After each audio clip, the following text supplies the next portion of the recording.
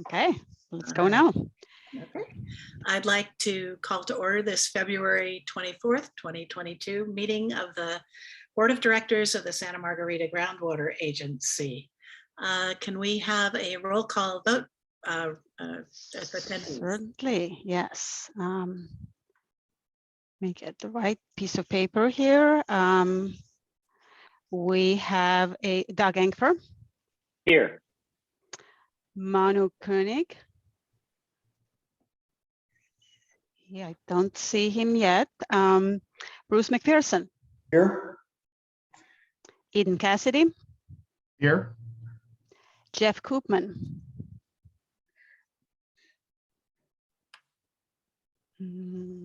I don't see Jeff yet. Dale Pollock. Here. Jack Dillis. Here. Ruth Stiles. Here. Chris Perry. Here. Jamie Ackerman. Here. And Chair Gail Mayhood. Here. Okay, we're going to do quickly alternates. Dave Baskin. J.M. Brown. Kara Hutchison. Here. Kara, if Jeff Koopman does not show, then you will be the voting representative for private well owners. So I'll keep you posted, but for now you're it. Brian Hayes. Donna Lind. Take a quick peek at if they're maybe in the other one. No, they're not. No Donna. Bill Eckwall. No Bill. And Mark Smalley. No Mark. So we do have one alternate, and for now the alternate is present as a voting member. We have a quorum. Okay, thank you. Are there any additions or deletions to the agenda? There is none from staff. I do have a very small correction for the minutes. So maybe I mention it now, just in case. Why don't we bring that up when we get to the consent Okay. agenda, Okay. if you don't mind. Yeah, no, we'll do that. Now we're to the section of the meeting where we have oral communications from members of the public on matters which are within the purview of Santa Margarita Groundwater Association, but are not on the agenda tonight. Do we have any communications from the public tonight? So public, if you wish to speak, please use the raise hand on Zoom, or if you're calling in *9. Checking for hands, none. Don't No. see none, hearing none. There is one from Rick Rogers. Just there are several of our usual panelist members in the attendees. I see Santa. Oh, I see. Yes. Okay. Carly, I don't know what makes a difference, but we may want to move. Oh, I mean, Manu should be. Manu, yes. I'm moving. Director Koenig, I'm moving you. So that's very good. And for the staff members, I think I was just trying to keep it a little simpler for the chair to keep track of the directors. But I could move the staff over too, if. Well, why don't we just leave them there for now, and then I'll move them. We'll pay it if you can pay attention to them. Yep. During the discussion. I'll call on them after the directors and before the public. How's okay? that? I'm happy to do that. And we do have Manu Koenig present. Yes, present. Thank you. Yes, thank you. Thank you, Rick, for catching that. Doug Engford was kind enough to let me know that he has to leave early tonight. So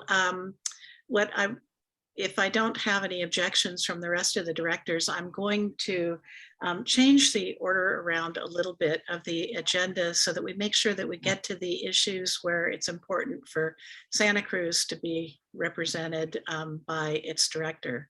So I'm going to move the consent agenda to right before staff reports. And so we'll go ahead and start with item 3.1. the agency organizational structure committee update. And Paret, did you want to do Hey, that? I will. I'm happy to do a brief oral report from staff. So that's you heard the board of directors heard from the committee last time in January. What they had discussed at the 2 meetings prior to that. They did meet earlier in the month of February, and the main focus of that meeting was to discuss the potential cost share formulas or cost share allocations. So on page 3.1 dash, I believe 2 or maybe 3 is the table that is a result of several iterations of what they went through. Also in that table is the previous cost share that was 30, 60, and 10, 30% San Lorenzo Valley Water District, 60% Scotts Valley Water District, and 10% county. That was determined at the beginning of the GSP development phase, almost 5 years ago, and based on the pumping in the area of this basin that we had the most data. It's the southern portion of Scotts Valley. So the next one is, so we talked, the committee considered what should be the basis for cost share. Should it be based on groundwater use? Should it be surface water somehow folded into that, that formula? Should it be based on the members, the seats, their voting ability on this board? And so the second table there is takes just groundwater extractions across the basin and proportionate percentages of that. Also the pay to play, if you will, city of Santa Cruz and city of Scotts Valley, or just assign some relative numbers as a, again, it was to really give this board a little better understanding of the depth and level of detail that the committee went through discussing and coming up with a final column there that is the proposed recommended by the committee as a consideration for the next, I believe 2 years is what they discussed, because to do that every year is too much, but there might be other changes that are going to occur in the next couple of years. So it is not necessarily to set it for, you know, a 5 years or any longer period. So I think that's all from me. I'll turn it back to you, Chair Mayhew. Okay. So I just want to emphasize that what we were trying to do was come up with a sort of a model that we could use that would be independent of what the administrative costs actually end up being. As Paret said, we considered things like surface water, but that gets really complicated in terms of what, you know, where it is in the basin, who uses it. But I think, so we settled on the idea that some kind of charge that is proportional to the amount of groundwater that is used, but also recognizing that there are other beneficial users of water in the basin, and much of that coming from base flow from groundwater. And so that was, for example, where Santa Cruz in particular came in. I think there was also a sense that, you know, that there should be, if you're represented on this board, there should be at least some kind of token contribution to the administrative costs. So that's how we ended up with this model, and sort of recognizing sometimes ability to pay, for example, in Mount Herman, where there went from 0 to now paying something. I think that trying to sort of split the difference there of what they could afford. So the idea is that this model could change in a couple of years if it turns out, especially in response to changes that that groundwater use might change, depending on projects that are implemented. But as Perrette said, that's not likely to happen in the next couple of years. So we can pretty much go with this model for probably a couple of years. So that's kind of an introduction. Are there any questions or comments by members of the board?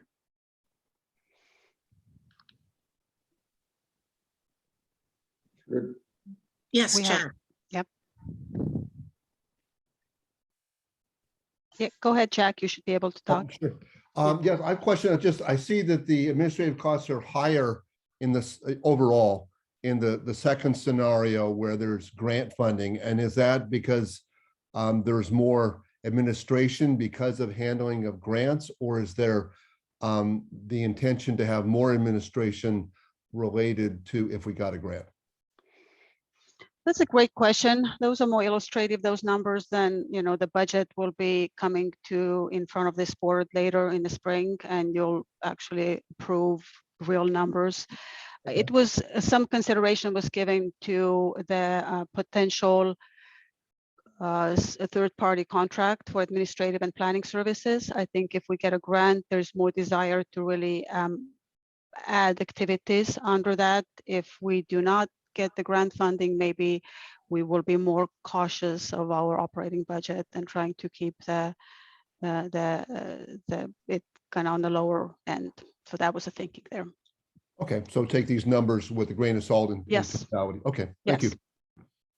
Yeah, I think it's worth noting that this number that, you know, 150 is a best guesstimate that Perrette and other members of the staff have come up with. But of course, what will really be telling is what kinds of responses we get from the RFP to third parties, and that will be the numbers that we'll actually be dealing with. So what we're really trying to do here is come up with a model that could be applied whether those costs were 100,000 or 200,000, right? And that's what we're trying to get everybody to agree to, is the model of how it will be divided up, not the particular costs at this point, which are not yet known.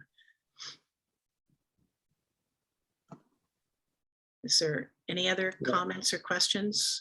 Yeah, and did Yes, we, Bruce. and as I recall, we looked at Mid-County and how they did it as well. I don't know what impact that's going to have, but as I recollect, we looked at some of how they went about it as well.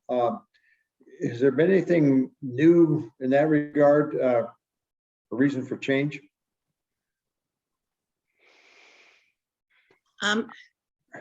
Sierra, did you want to answer that? Yeah, there hasn't. Mid-County is continuing with the same split that they've done in the past. Looking at their grants, the talk that we've had about the administrative services and planning, we're in the process right now of releasing that RFP. It'll go through the County Board of Supervisors. So we don't have anything concrete that will change this yet, but we should hopefully by the next meeting or at least the subsequent one. Okay, thank you. Any other questions by members of the board? Let me go out and how about members of staff that are out there? And seeing none, I'll go to the other public attendees. Jim Mosher. Okay, Jim, you should be able to talk now. Yeah, can you hear me? Yes. Great. Oh, I just got a phone call. Let me turn that off. Thank you. I'm Jim Mosher. I'm a member of the Friends of the San Lorenzo Valley Water, and I live in Felton. And I just want to emphasize the unique situation that the Valley Water District is in relationship to the rest of the agencies involved in this effort, which is that SLVWD has this huge, it's the only district, the only partner here that has had this huge impact of the fire. Our usage is up because of the fire, because we've temporarily lost use of some of our surface water. And we just found out to replace the 5-mile pipe that burned, we're talking $50 to $60 million. We don't know how much FEMA is going to cover this. Our staff is just really stressed out by all this. And so I'm just wondering if because of the unique circumstances, whether the board would consider either now or as they go forward, ways in which the board could help SLVWD get through this crisis period. I also note that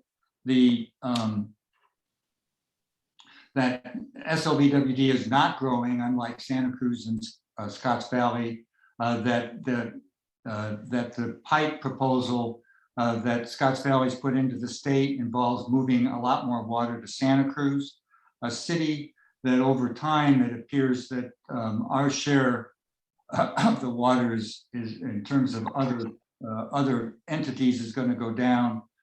And maybe part of this is just a plea to the county to think of ways to help us get through this crisis. You know, the amount of money that SLVWD is expected to put into this effort is a big hit on our budget because we're in such a crisis because of the fire and long-term capital improvements that we're facing. And it's a big issue in our valley if we have to raise rates. And this is just not a good time for us to have to be putting more money into this effort. Thank you. Thanks, Jim. Okay, any other comments by members of the public? There's no more hands up. Okay, I'll come back to the board. There was no recommendation from the staff, but I wonder, you know, would it be premature to adopt, to have a motion to adopt the model to be effective for fiscal year 2023? I mean, it's not sounding like this is creating a lot of controversy among our board members, and it might be a good thing to get off our plate as we move forward. I'm gonna ask Terry Rain to weigh in, but because we did not list a specific approval of anything, maybe what the board could do is to direct staff to use this structure as they are preparing the budget and when they bring back the budget. Terry, is that okay? Yes, I agree. It's very difficult to just adopt a model when you don't know the dollar amounts. That would be scary, especially in light of just what we heard about San Lorenzo Valley's situation. So I do like the idea of directing staff to create the budget implementing this model, and then the board will get its final say on the final dollar amount. Okay, so there's no then motion required for this if it's just directing staff to bring something back? Correct. Okay, is that okay with you, Gail? To do it this way? That's fine. Okay. Yeah. Can I just ask one thing, if I could? You know, in response to Mr. Mosier, we're looking at grants of one type or another. And San Lorenzo Valley is a special circumstance. I mean, comparatively, is there some way that we could, you know, emphasize that or say this is a special need because of the fire situation? When we do go through, it seems to me that's when we're going to be able to possibly get some more additional money because of the special circumstance there. Is maybe Terry, I don't know, have you seen anything in other fire-related communities that they've put special requests for grants because of the impact of the fires that they've had? I've just been working, FEMA just sent Stanislaus County $4,000. I mean, so it's all over the place. Yeah. Oh, yeah. okay. All right. Sierra, maybe you could, we do have something on the bottom that says the potential for raising money towards administrative costs, and could you just talk about what kinds of places one might go to try to raise those kinds of funds? And Yeah. any of those places might be susceptible to the special pleading that Bruce was referring to?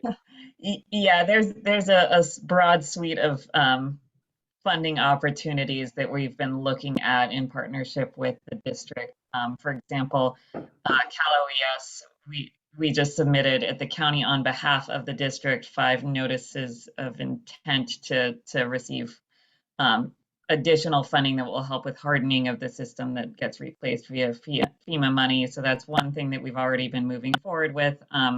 When it comes to infrastructure funding, I know everybody in the world, well, everybody in the country is eyeing this infrastructure package, but we've got a fairly detailed 12-page spreadsheet that identifies where the funding through the infrastructure, federal infrastructure bill, where that's kind of being directed and how it's being looked at. I haven't gotten a chance to look at it yet. I just heard from Public Works that we have it. So that's another opportunity where when you're making grant applications for things like infrastructure, they always ask for justification.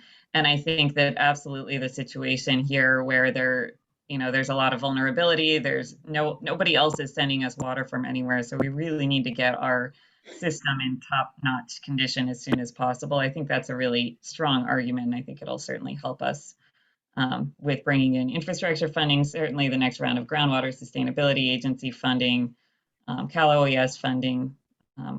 Those are all very good opportunities for us. But that's not really answering the question I was asking, which had to do with administrative costs. I think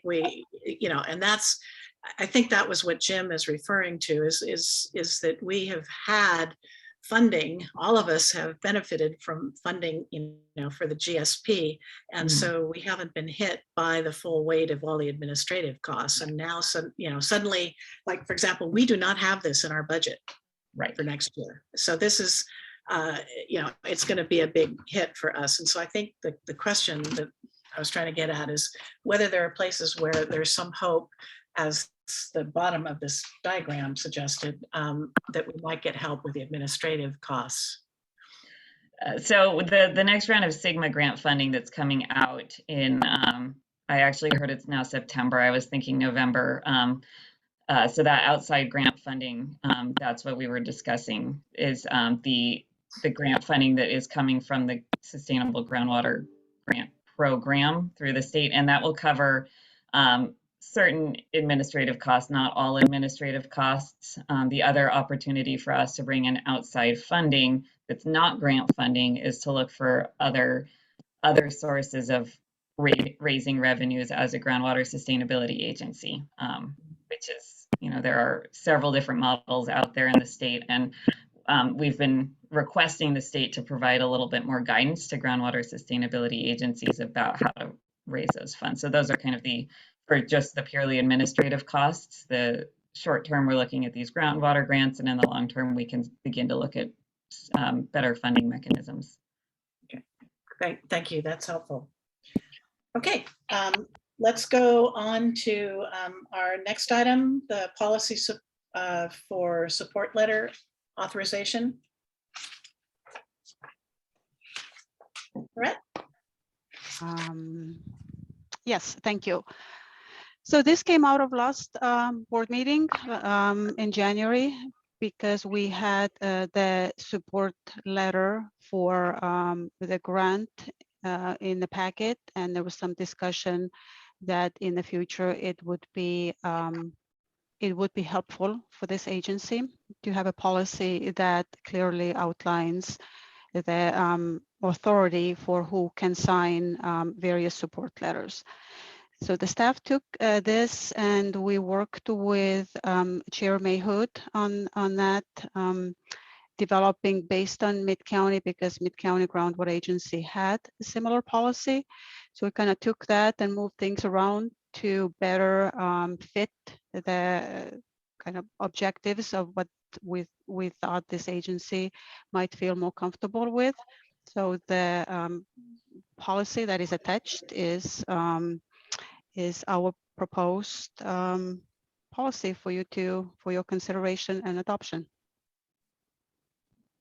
Okay, And it ultimately goes to that all support letters and various communications on behalf of the agency by default should be approved by the board.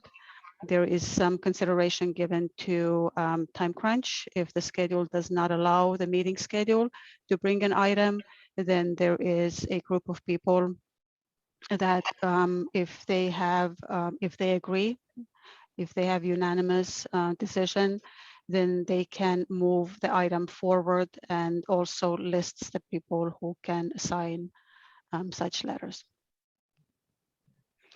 That's all from me. what I like about this is that it sort of has a hierarchy of approval. So for example, if we're commenting on legislation or something, the board must approve it. And then as we kind of go down in degrees of seriousness, we can allow other people to approve it. But as Brett said, the default would be that things should come to the board. And this was in part because I as I said last time, I regretted that I signed a letter in support of a proposal by Scotts Valley without, well, first, I never even saw the proposal, but without it coming to the board, and that was a mistake. And so I think this is a good policy to correct that. Are there any comments or questions from members of the Doug? Thank you. I just had a question for clarification as regards what constitutes, quote, approval by the board. Is it a simple majority or do we need a special vote here? Simple majority, as far as I would guess. Yes, Terry? Yes, simple majority. Okay, thank you. Jack? Yes, I'm curious about number 3 in the policy.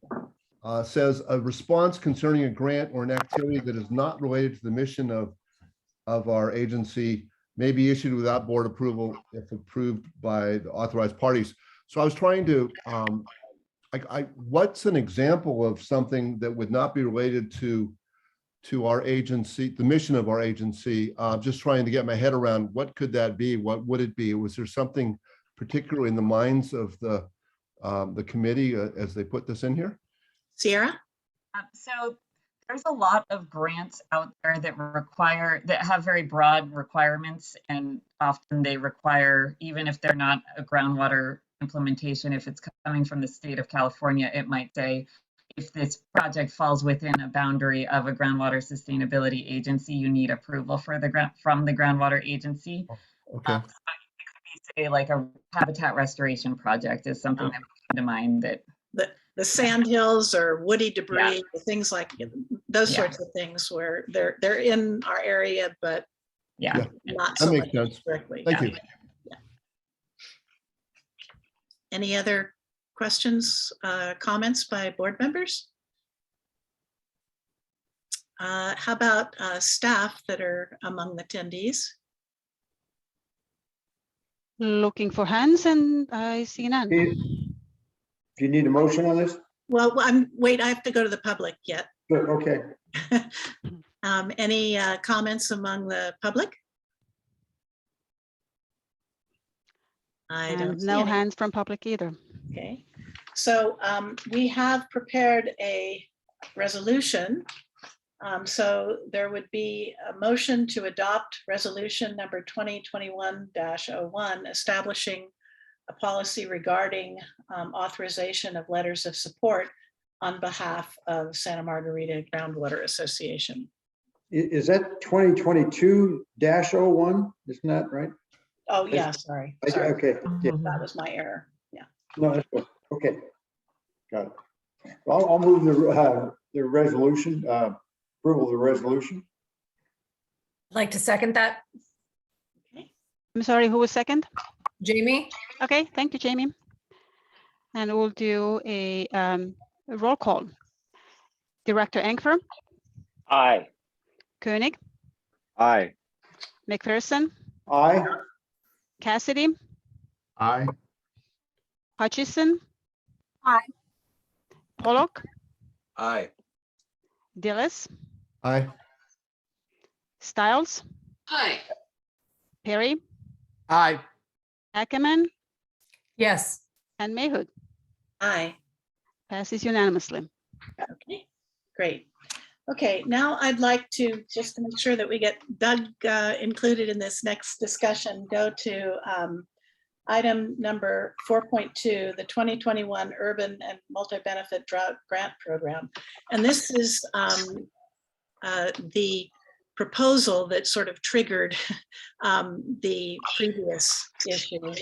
And as I said, as of last meeting, I hadn't actually even seen the proposal, but I asked that it be included with this agenda packet.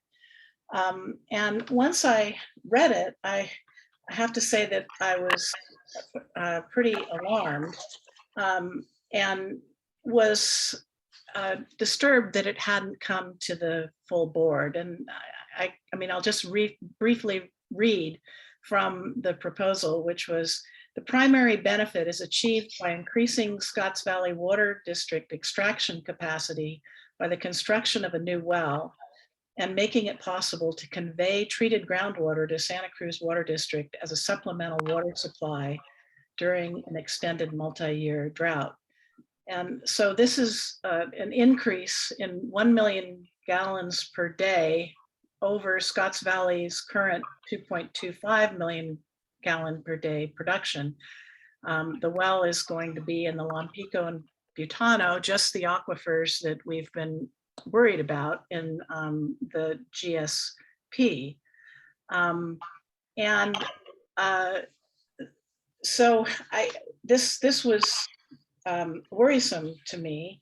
And I think that the well in particular, and the idea that there would be an ASR project to provide the drought help for Santa Cruz, where if we go to the GSP, and I'm quoting here, for Santa Margarita to support a storage project such as this, there must be benefits for the basin that would likely need to include a reduction in depletion of interconnected surface water and increased groundwater levels. To achieve this, the project will need to leave an agreed amount of water in the aquifer to provide a benefit to the basin.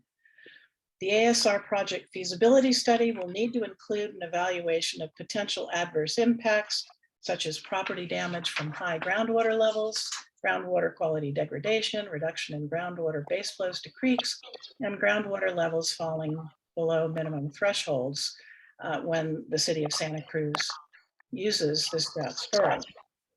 And then it goes on to say later that the conjunctive use in ASR projects presented under this section will require an EIR to be developed in compliance with CEQA. So I felt that this was, if this isn't the sort of thing that Santa Margarita Groundwater Basin should be discussing, I'm not sure what is. And so that's why I felt that this should have been brought to the board and we should discuss it. It's not our job to say that it can't happen, but it is our job to have input into it. And I think in particular, the concerns have to do with the well and with ASR. I don't think anybody would oppose the pipeline. I think everybody thinks that pipelines and interties are a great idea. They're good for everybody. And I don't think anybody's going to object to that. But I am concerned about the other things. And so this has already been submitted. And so I'm sure that there's, a lot of devils in the details as, if we're lucky to get the money. But I just want to make the point that I hope in the future that these kinds of things come before the whole board so that we can discuss them. Okay. Any other comments? Jamie? Thanks, Gail. I am new here, so I want to, sort of frame my comments in the context of, recognizing that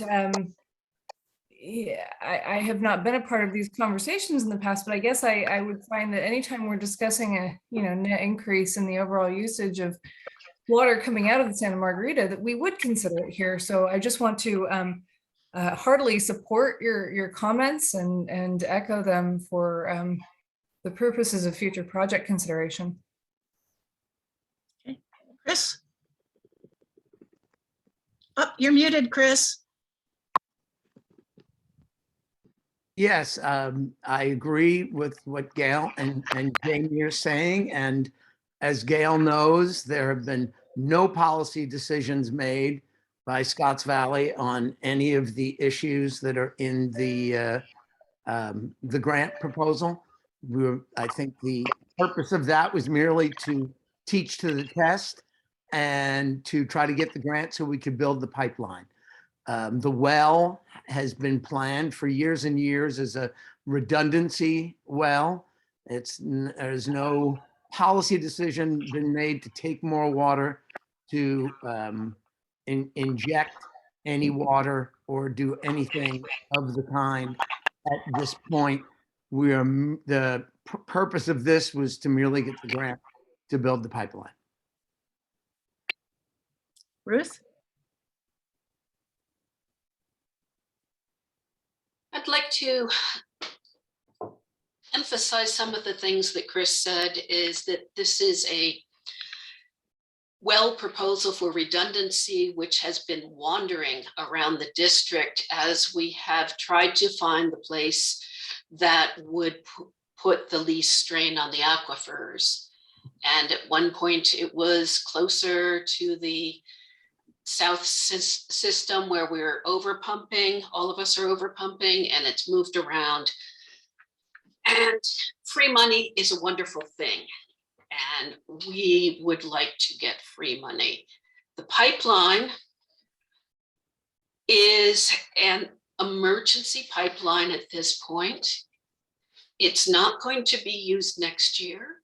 It's not going to be built next year. It's a pipeline that may we don't know the use of the pipeline in the future. It could be bringing water to us. So there's lots of possibilities down the road. At this point, it's an emergency pipeline application. And I think the folks at San Lorenzo really know. Ruth, that's just not right. Yeah, no, it's not. I agree with Gail. This would be for any use. Oh, I thought it was emergency only. No. Okay. Well, and the other thing is, I think you folks know very well that how wonderful having interties is, and you have gotten in, your interties have recently constructed interties have really benefited the district in an emergency.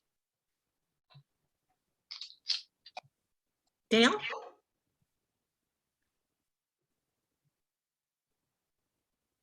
Yeah, thanks, Gail. Yeah, I'm a bit concerned about this, just, hearing it for the first time and reading through the document. Thanks for, having that information in the packet there. And I tried to read it as carefully as I could and understand it. And there was a lot of moving parts in there. And it was pretty, explicit about, moving water from this, basin, out of the basin, the potential for that. And so I my questions, just start coming up like, well, how was this modeled? Did we take this into consideration when we, modeled the GSP and all the inflows and outflows and, the project and management actions?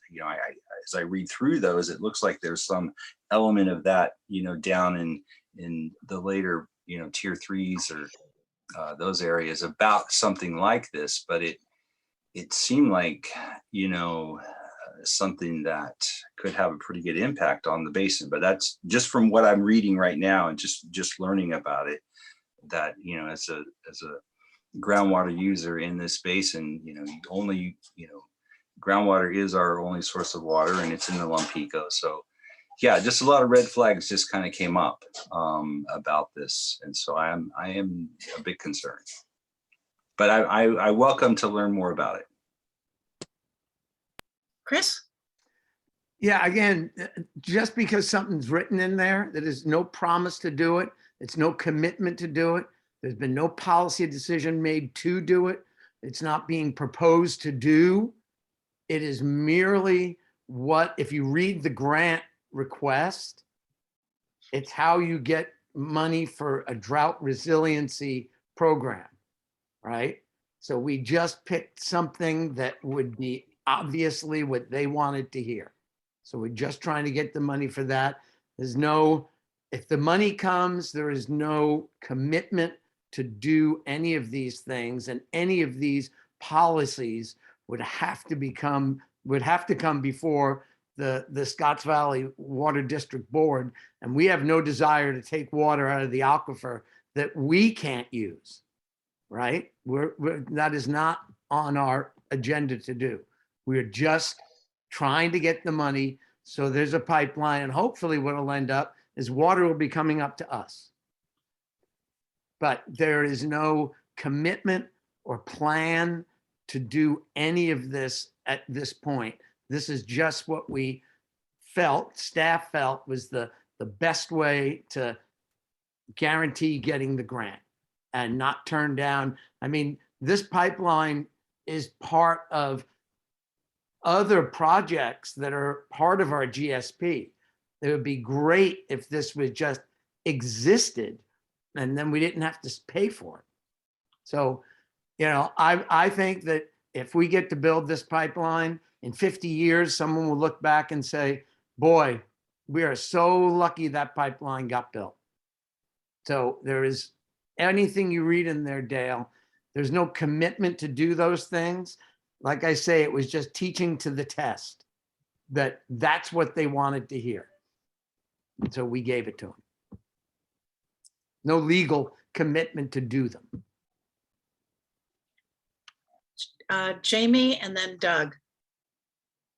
So if I'm not mistaken, I think what I'm hearing is support for the idea of interties, and you know, generally that we agree that those are important. But I would like to understand more about the grant proposal process, because in my experience with grants, if you suggest that is how you're going to use the money and you're awarded the money, you're expected to use the money in the way in which you said you were going to, not just in any other way that the board then so chooses. So I'm very confused about those comments.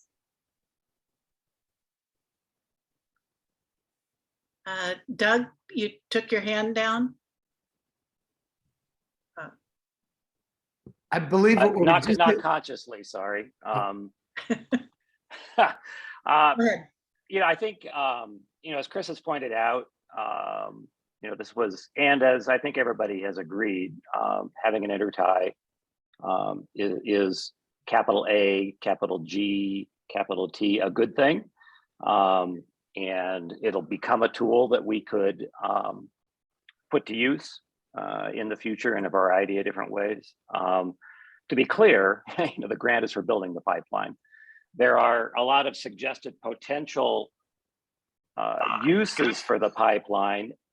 None of those projects are defined, as Chris has pointed out. These are all, to the extent that they're even hinted at in here, these are all group 2 projects in the GSP. And the GSP clearly states that all of the group 2 projects are too nebulous at this point to even be able to put together a detailed description, let alone a proposal or a project plan at the level of detail that we do for other projects. I can't speak to Scotts Valley's plans. I can speak to the city's plans.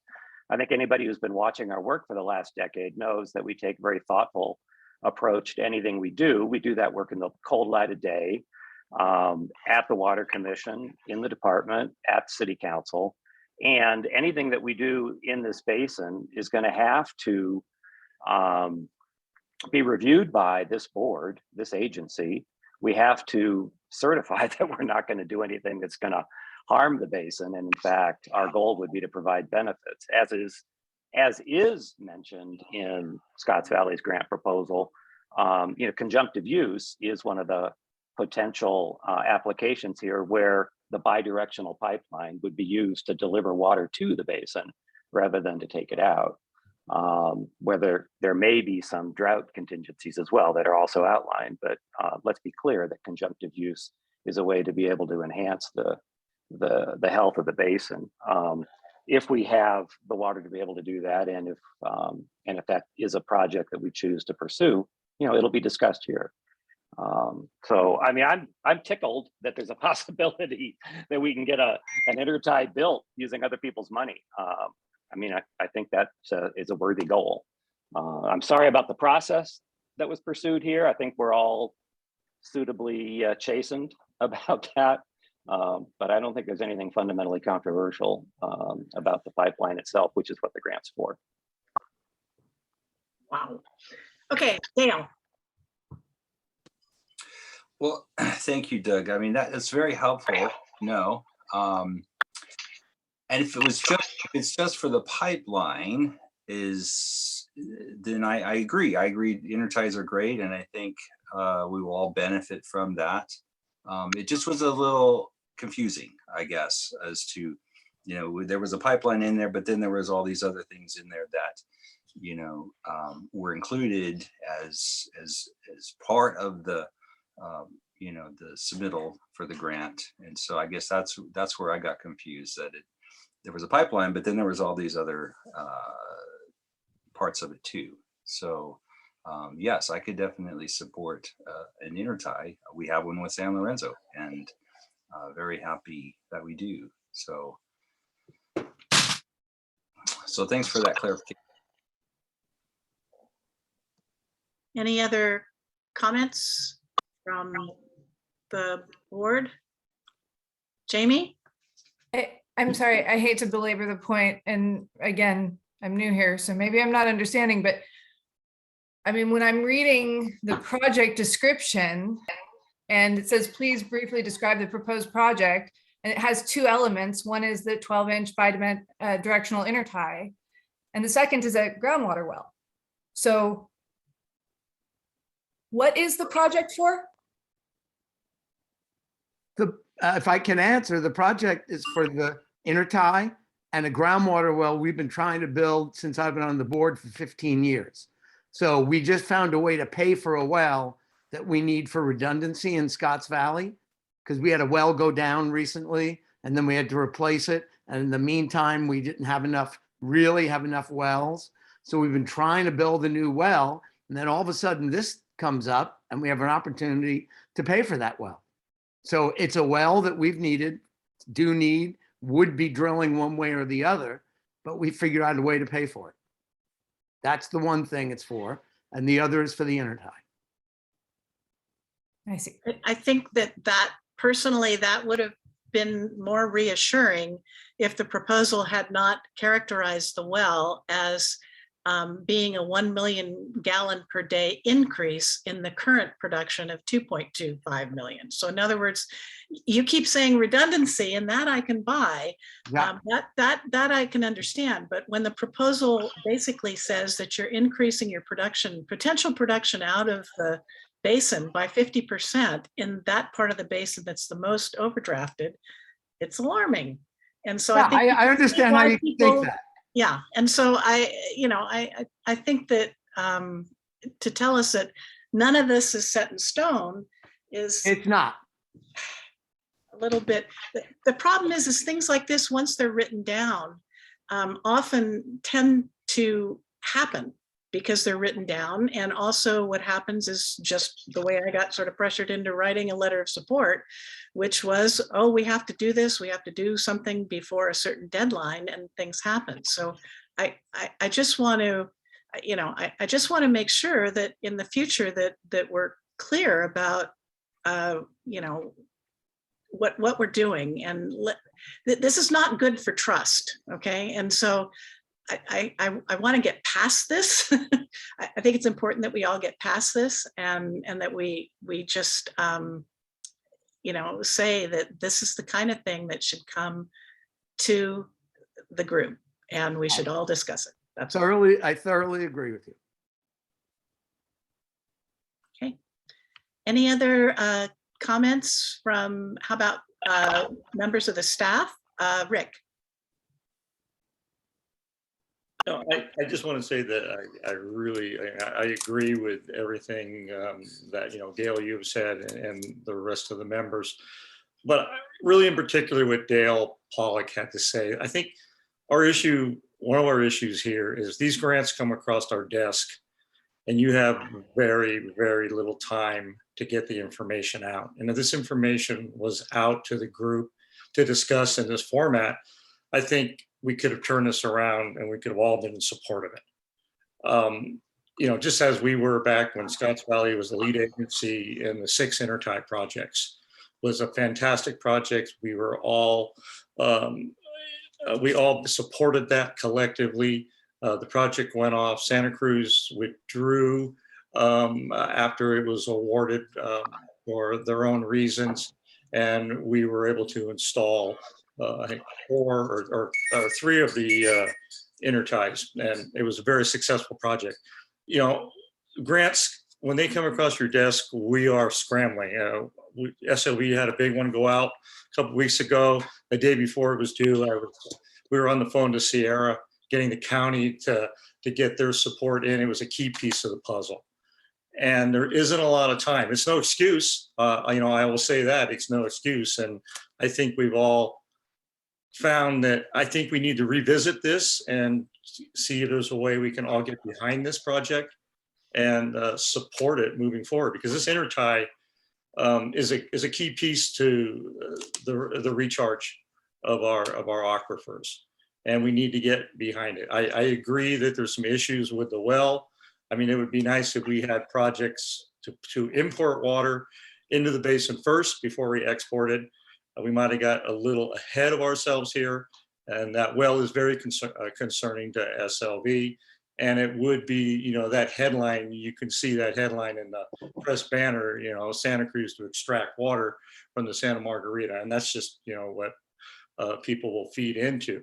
But, I'd like to see this group, take this up again, maybe in a small committee, and to thoroughly review this and then to get behind this and support it down the road. I mean, I think that would be really advantageous of our agency. That's all I have to say. Thanks, Rick. Let's see, Rosemary? Oh, wait, let me just go to Bruce first, and then I'll go back to you. Just for clarification, and I think I know the answer, but I think there's some, question of, we just talked about the 5-mile pipeline that needs $50 or $60 million. This is not going to compete with that. I think that might ease some concerns if people know that. I don't see it. This project wouldn't compete for grant money for the San Lorenzo Valley pipeline, 5-mile pipeline. I mean, I think it's well understood, but I think maybe some people might want some clarification on that too. I don't think there's any confusion on that, Bruce. I think we all realize these would be coming out of different pots of money. So I don't think that's all I needed to have. That's not the concern. Yeah. Okay. At least on our part, that's not the concern. Okay, now to Rosemary. Good evening. I just want to make a sort of a categorical statement. I don't know if my camera's on. It is on, but apparently get to see this lovely picture of Loch Lomond instead of me. I want to make the categorical statement that Santa Cruz is not in the conversation with Scotts Valley about taking groundwater from the basin. We are not doing that. We have not done that. I think if you read in page 4.2-4, you will see under item 10 that the million gallons a day, there's it's a hydraulic capacity of that pipeline more so than we're going to take water out of the basin and send it to Santa Cruz. So there has been no discussion of that kind of sending water from that basin to Santa Cruz. That's all I have to say. Just to correct what you said, Rosemary, the 100 million gallons per day is the capacity by the new pump station. If you go down 2 paragraphs, the 12-inch pipeline has the hydraulic capacity of transferring water is up to 3.55 million gallons. Thank you. I Really 4,000 acre feet. I a stand year. corrected. I stand corrected, but my statement about we are not in a discussion with Scotts Valley for extracting water from that basin stands. Thank you. Any other questions or comments from staff? Yeah, I have something too I'd like to add. I can't go raise my voice, my hand because I'm a host. So I've been trying to figure that out. But thank you. So I think we are this group, and it's great conversation. But I think there are some things that we are mixing and matching here. The infrastructure is a piece of metal or concrete. It itself is not transferring anything. So in order for water to be moving, there needs to be operational agreements. And those are agreements that we needed to have when we pursued with the emergency interties, the 4 that were built. And even that those operational agreements are in place, there is nothing in those agreements that says one must give water or sell water. Even that allows us to, and we've used it with San Lorenzo. We've done it this way that we first goes like, do you have the water? Do you have the staff? Do you have the capacity to help us? So all of those things are something that if that money is awarded for to do infrastructure projects, we need to be talking about how the water, under what circumstances it's going to be moving and which way. That's why it's bidirectional. It could be coming up here, it could be going the other way. In dire emergencies, as a very severe drought is, I think we all agree, if there's a group of people that are on the borderline of not having water for public health and safety, I think we all agree we're going to provide the water. It doesn't matter what jurisdictional boundary they are. If we're connected and we can help, I know we will all do that. So I think we're getting, all of those things mixed up. Also, a couple of facts. The production well, Ruth Stiles and Chris both, they're absolutely correct. This has been, I started here 2013. It has been in our capital improvement program since 2014. And it is to provide redundancy and improve operational flexibility. We have talked about the siting. We first looked at the middle of Scotts Valley at the 11A sites. Then we moved to more of the town center. We got all excited. We did test pumping there to see how the aquifer responds to that.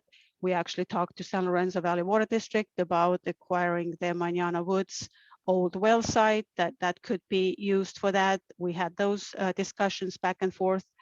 And then what happened is the Santa Margarita groundwater model was finally done to the level that we got much better information.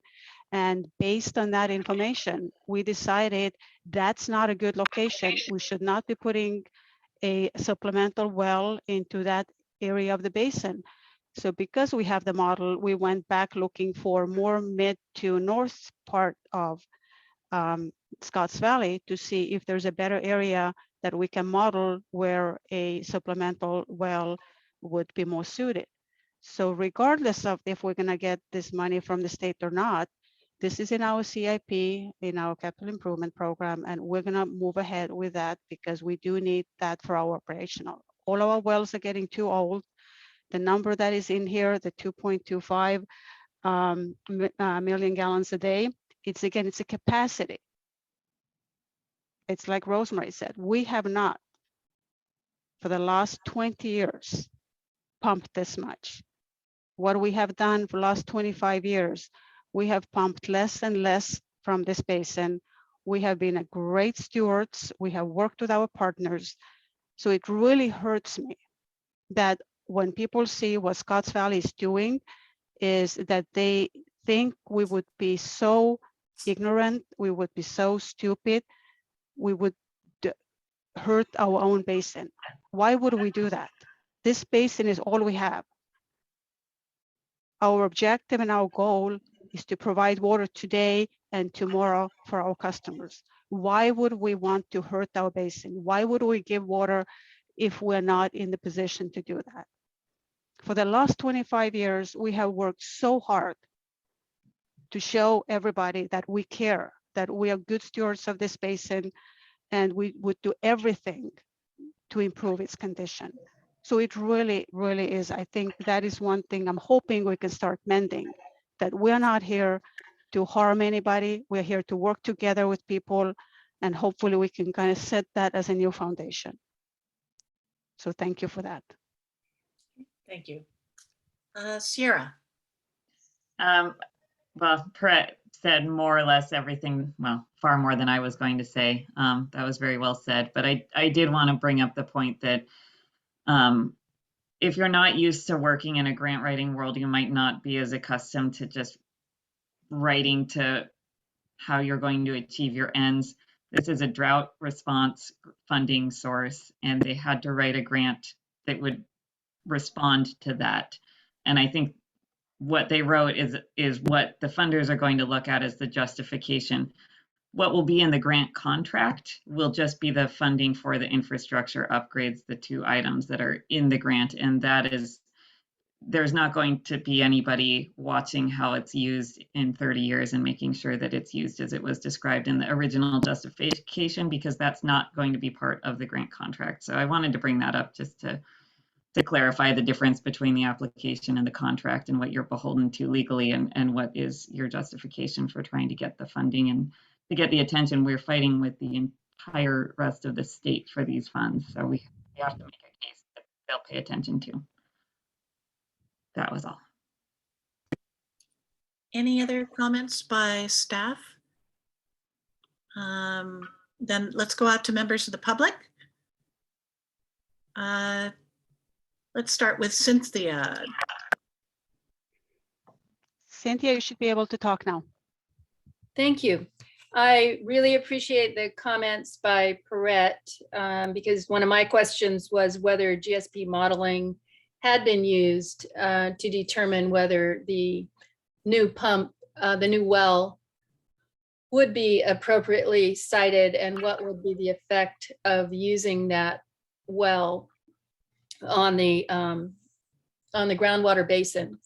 And I appreciated Supervisor McPherson's comments, because I think there is a concern whether one or more entities of the SMGWA applying for grants will affect other projects that were suggested as part of the SMGA GSP. You know, will this project being funded affect the ability of other projects to be funded to get that money?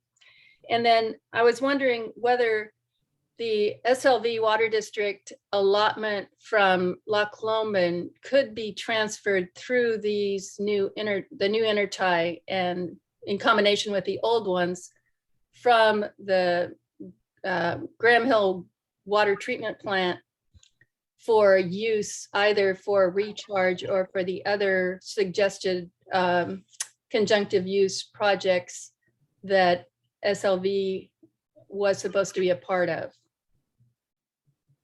And thank you.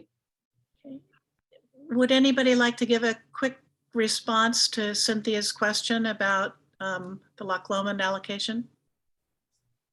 Theoretically, yes, absolutely. I think that's why we all got very excited about this opportunity, that having a very expensive infrastructure piece in place that allows us, and that's how we try to write the grant application, that the secondary benefit is water supply reliability, and it allows many of those projects that we had in the GSP to be implemented in the future.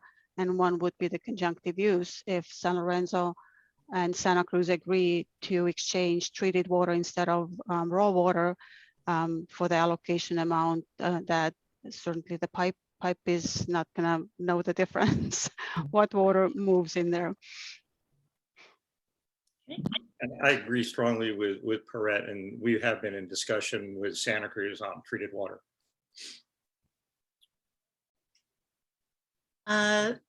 Jim Mosher? Yes, it's Jim Mosier again from Felton and a member of the Friends of San Lorenzo Valley Water. I've been very, I really appreciate the comments, particularly from Perrette and others assuring us that what's written in the grant is not what is intended in terms of how we're going to go forward with this. I also, Sarah Ryan came to our meeting on Tuesday and gave us a similar message that was very reassuring. I just want to say, though, that what Dale Pollack said and what Jamie Ackerman said is what you're going to get from the public if this gets out, which is you read what is in that grant and it certainly sounds like what's planned here is Scotts Valley is going to take out more water and send it to Santa Cruz.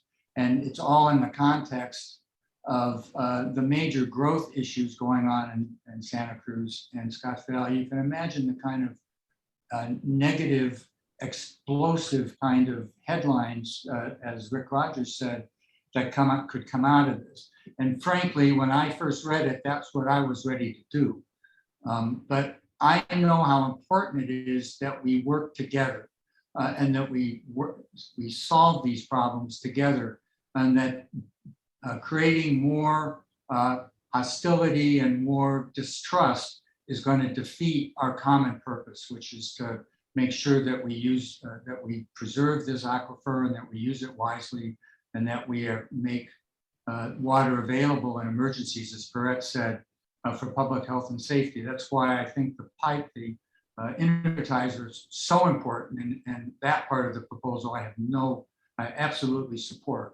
But I don't know that it might be helpful if there was something that the board would write, if there was some kind of statement or policy about how this would proceed, so that the people like when I have questions raised to me, which will happen in San Lorenzo Valley, that will be highly charged, that I can say more than, well, the board is assuring me verbally that that's not what the grant says isn't actually what's going to happen. Because I think that's you're going to get that kind of reaction from the public. Thank you. Okay. Let's see. Anybody other than Cynthia? Normally we only go out once, but if there's nobody else, Cynthia, we'll let you have a second bite at the apple. Go ahead.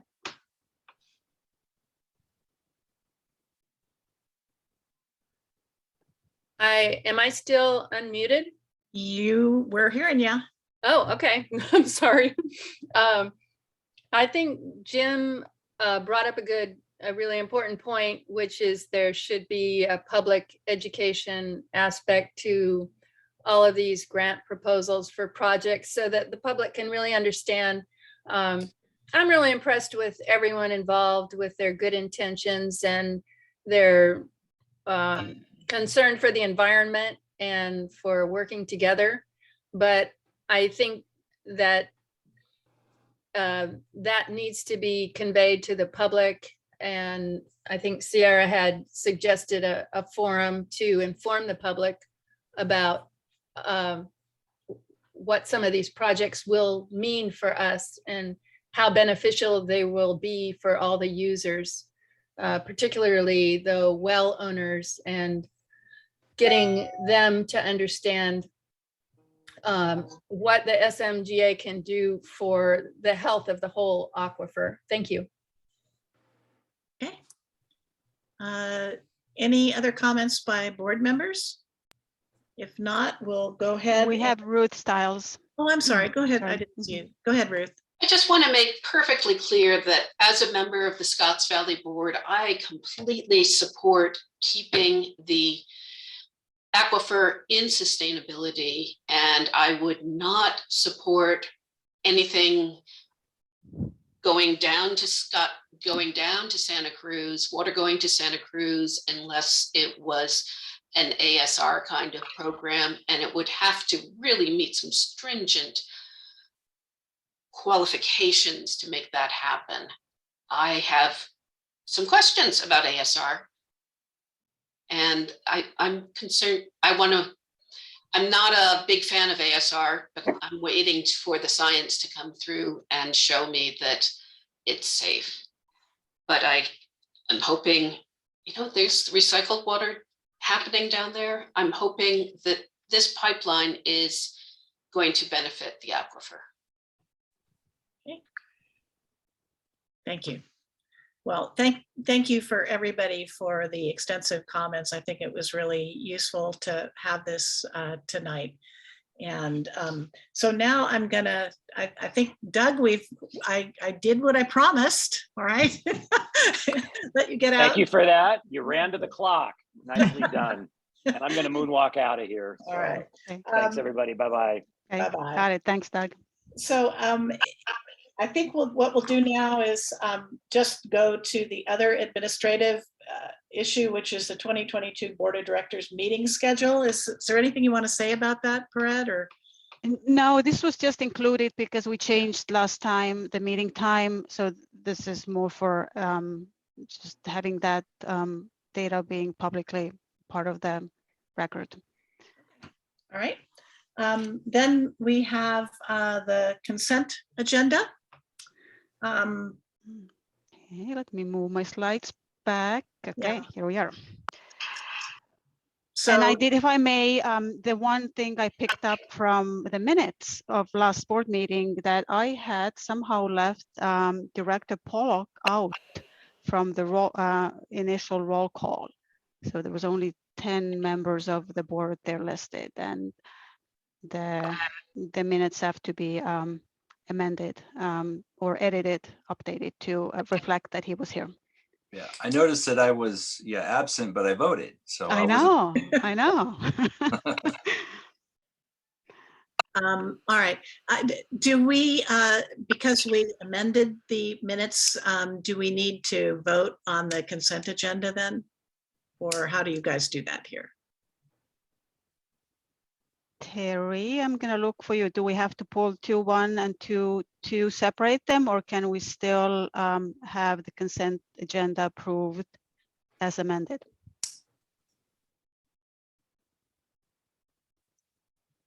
You are muted, looks like.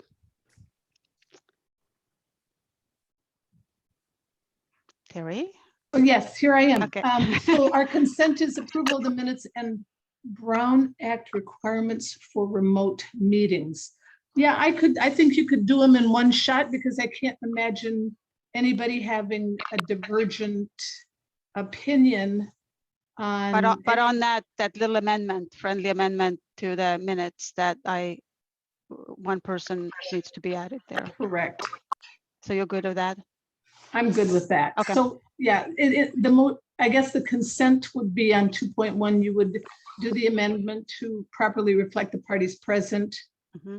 And 2.2, the Brown Act requirements for remote meetings. Exactly. I think you can do that in one vote without any confusion.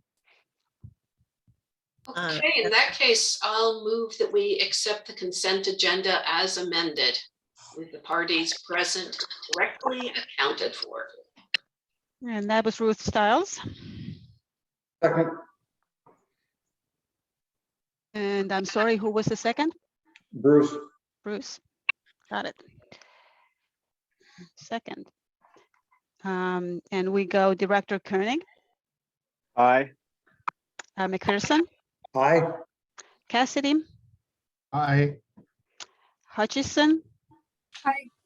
Pollock. Aye. Dillis. Aye. Stiles. Aye. Perry. Aye. Ackerman. Yes. And Mayhood. Aye.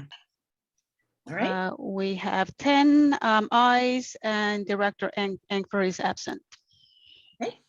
I see that we don't have any staff reports. Are there any individual director reports that they would like to present this evening? Okay, seeing none. Does the staff want to comment on any of the future items, informational items for the events calendar, or is that just all informational? It's all informational, but I'm expecting it's the first annual report that is being produced under this agency. And I'm expecting this to come to you, to the board for review in March. So we are going to have a March meeting for sure. Sarah, what's the due date? I believe April, is that Yeah. beginning of April? It has to be submitted, right? Yeah, it has to be submitted in April. Yeah. So, and I'm gonna do my best to get it out to you. We've been posting the agenda packets, with 5-6 days early. So I'm gonna do my best to try to get that packet out early, so you have a weekend to read this wonderful report. Okay. All right then. Well, I think then we are to our final item, which is to adjourn. So if there's no objections, I will declare us adjourned and bid you all adieu. Good job, Gail. Good night. Good night. Thank you. Good night. Goodbye. Good evening, all.